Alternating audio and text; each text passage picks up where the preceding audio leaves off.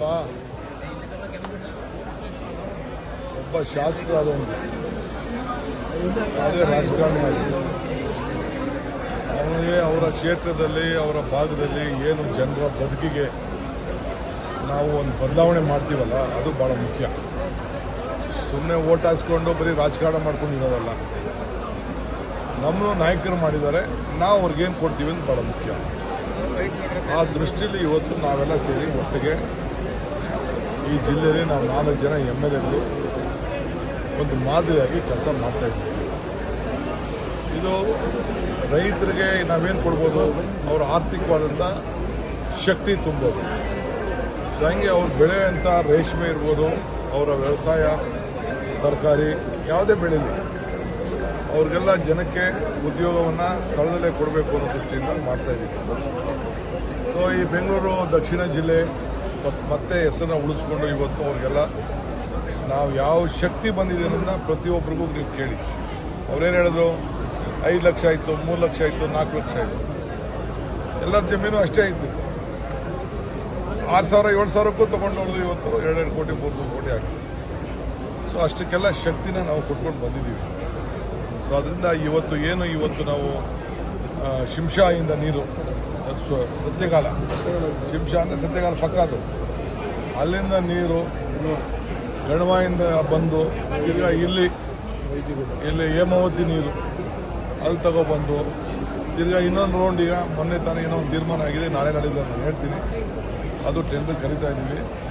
ಎತ್ತಿನೊಳಗೆ ನೀರು ಎಲ್ಲ ಇಲ್ಲಿಗೆ ಬರ್ತದೆ. ಸೊ ಆ ಡ್ಯೂಟಿನ ನಾವು ಮಾಡ್ತಾಯಿದ್ದೀವಿ.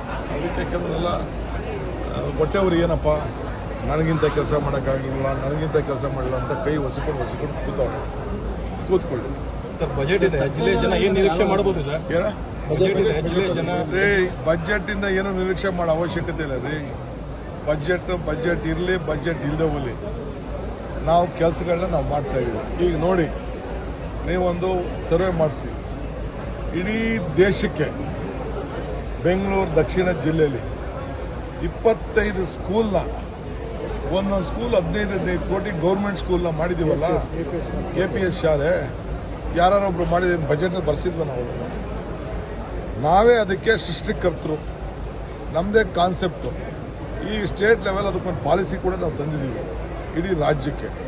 ಸೊ 2,000 ಸ್ಕೂಲ್ ಮಾಡಬೇಕು ಅಂತೇಳಿ ನಾವು ತೀರ್ಮಾನ ಮಾಡಿದ್ವಿ. ನಮಗೆ ಬೇರೆಯವ್ರಿಗೆ ಬೇಕಾದ ಬಜೆಟು, ನಮಗೇನು ಬಜೆಟ್ ಬೇಡ. ನಮಗೆ ದೇವರು ಬಜೆಟಲ್ಲಿ ಸೇರಿಸಿ ಕೆಲಸ ಮಾಡಬೇಕು ಅಂತೇನಿಲ್ಲ. ಈಗ ಬಜೆಟು ಹಿಂದೆ ಕುಮಾರಸ್ವಾಮಿ ಇದ್ದಾಗ ಸೇರಿಸಿದೆ ನಮ್ಮ ಮೆಡಿಕಲ್ ಕಾಲೇಜ್ನ. 2 ರೂಪಾಯಿ ಬಂದು ತೆಗೆದಾಕ್ಬಿಟ್ರು, ಎತ್ಕೊಂಡೋಗಿ ಚಿಕ್ಕಬಳ್ಳಾಪುರಕ್ಕೆ ಹಾಕೊಂಡು. ಈಗ ರಾಮನಗರಕ್ಕೂ ಕೊಟ್ಟಿದ್ದೀವಿ ಮೆಡಿಕಲ್ ಕಾಲೇಜು, ಕನಕಪುರಕ್ಕೂ ಮೆಡಿಕಲ್ ಕಾಲೇಜ್ ಕೊಟ್ಟಿದ್ದೀವಿ. ಅರ್ಥ ಆಯ್ತಾ? ಈಗ ತಿರ್ಗಾ ಚನ್ನಪಟ್ಟಣಕ್ಕೂ ಪ್ರೈವೇಟ್ ಮೆಡಿಕಲ್ ಕಾಲೇಜ್ ಕೊಟ್ಟಿದ್ದೀವಿ, ಚಾಮುಂಡೇಶ್ವರಿ ಮೆಡಿಕಲ್ ಕಾಲೇಜ್. ರಾಮನಗರದಕ್ಕೆ ಇನ್ನೊಂದು, ನಮ್ಮ ಕನಕಪುರ ರಾಮನಗರ ಮಧ್ಯದಲ್ಲಿ ದಯಾನಂದ ಸಾಗರ್ ಮೆಡಿಕಲ್ ಕಾಲೇಜ್ ಕೊಟ್ಟಿದ್ದೀವಿ. ಹಂಗೆ ಏನೇನು ಬೇಕೋ ಮಾಡಿದ್ದೀವಿ. ಸೊ ಮುಂದಕ್ಕೆ ಮಾಗಡಿಗೆ ಏನು ಮಾಡಬೇಕು ಅಂತ ನಮ್ಗೆ ಅರಿವಿದೆ. ಹೇಮಾವತಿ ಲಿಂಕ್ ಎಲ್ಲ ಯಾರು ನಿಲ್ಸೋಕೆ ಆಗೋದಿಲ್ಲ. ಪಾಪ ಅವ್ರೇನೋ ಇಬ್ಬರು ಕೇಳ್ತಿದ್ರು, ಅವ್ರಿಗೂ ಒಂದಷ್ಟು ಫಂಡ್ಸು ಕೊಟ್ಟಿದ್ದೀನಿ. ಇರಲಿ, ಆ ಕೆಲಸ ನಡೀತದೆ, ತಲೆ ಕೆಡಿಸ್ಕೊಂಡು. ಯಾವ ಪೂರ್ಣ ಆಗಿದೆ? 18 ತಿಂಗಳಪ್ಪ. ಅಲ್ಲ, ಇದಲ್ಲ ಸತ್ಯಕಾಲದಿಂದ ಮಧ್ಯೆ ಗ್ಯಾಪ್ ಅದು ಇದು ನಡೀತಾ ಇದೆ, ಚಾನಲ್ ನಡೀತಾ ಇದೆ, ಚಾನಲ್ ಕೆಲಸ ನಡೀತಾ ಇದೆ, ಅದೆಲ್ಲ ಆಗಿದೆ.